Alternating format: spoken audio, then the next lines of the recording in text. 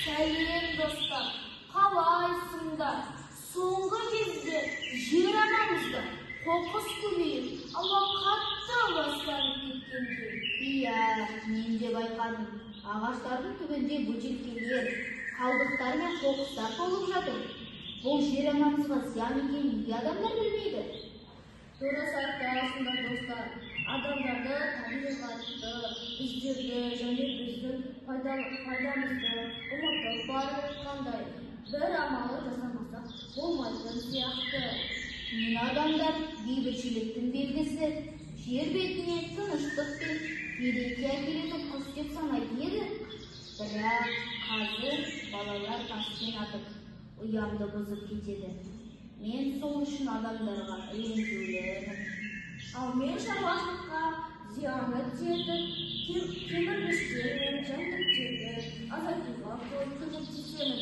Өмірдегі жерімді баланың бесігіне тіл көзден қорғасын деп, қыздардың сәлемесіне бақыт әкелсін деп, ал домбыраға әншілерге табыс әкеледі деген ниетпен тапқан. Бірақ адамдар алаңын астап ағаштарды кесіп, маған да зиянын тигізуде. Мен де зиянды насекомдарды, әсіресе шыбын-шіркейді өте көп жер, ауыл шаруашылығына пайда келтіремін. Адамдар қарлығаштай сүйкімді, еңбекқор, ақылды болсын деп, қыздарына қарлығаш деп ат қойған.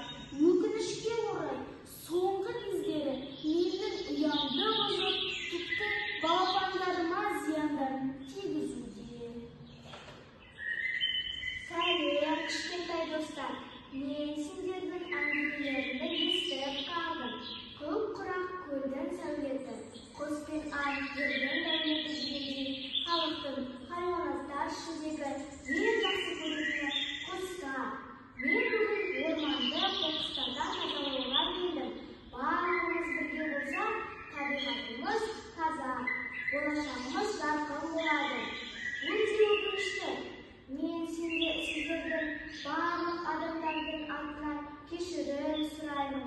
Барша адамдарды табиғатты қорғауға, ағаш отырғызуға, қоқыс тастамауға, жануарлар мен